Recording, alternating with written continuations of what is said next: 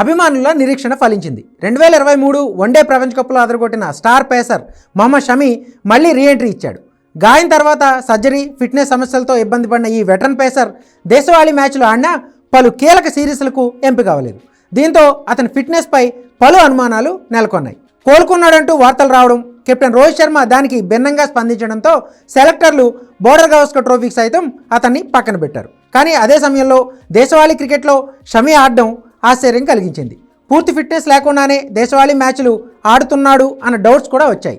చివరికి ఇంగ్లాండ్తో T20 series ద్వారా మళ్ళీ జాతీయ జట్టులోకి షమి తిరిగి రావడంతో అభిమానులు సంతోషపడుతున్నారు.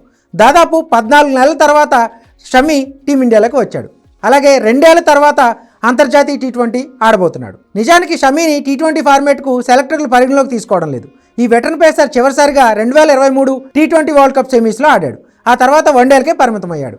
ఛాంపియన్స్ ట్రోఫీకి ముందు ఇంగ్లాండ్తో వన్డేలకు మాత్రమే షమిని ఎంపిక చేస్తారని భావించినా T20లకు కూడా సెలెక్ట్ చేయడం ఆశ్చర్యపరిచింది. మ్యాచ్ ప్రాక్టీస్ కోసమే T20 సిరీస్కు అతన్ని జట్టులోకి తీసుకున్నట్టు తెలుస్తోంది.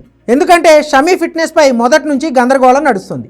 అంతర్జాతీయ క్రికెట్కు తగినంత ఫిట్గా ఉన్నాడా లేదా అనే కన్ఫ్యూజన్కు ఈ సిరీస్ తెరదించే అవకాశాలు ఉన్నాయి.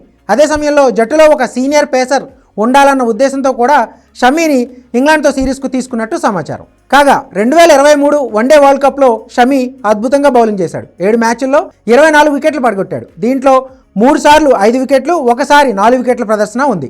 అయితే సర్జరీ కారణంగా ఆటకు దూరమై తర్వాత ఫిట్నెస్ సమస్యలతో ఎక్కువ రోజులు NCAలోనే ఉన్నాడు. చివరికి కోలుకుని సయ్యద్ ముస్తక్ అలీ ట్రోఫీ, రంజీ ట్రోఫీ, విజయ్ హజారే టోర్నీలు ఆడి మళ్ళీ ఫామ్ అందుకున్నాడు. బోర్డర్ గవాస్కర్ ట్రోఫీకి షమి ఎంపికవుతాడని భావించినా సెలెక్టర్లు మాత్రం రిస్క్ తీసుకోలేదు. ఛాంపియన్స్ ట్రోఫీకి భారత బౌలింగ్ను మరింత స్ట్రాంగ్గా ఉంచేందుకే మొగ్గు చూపారు.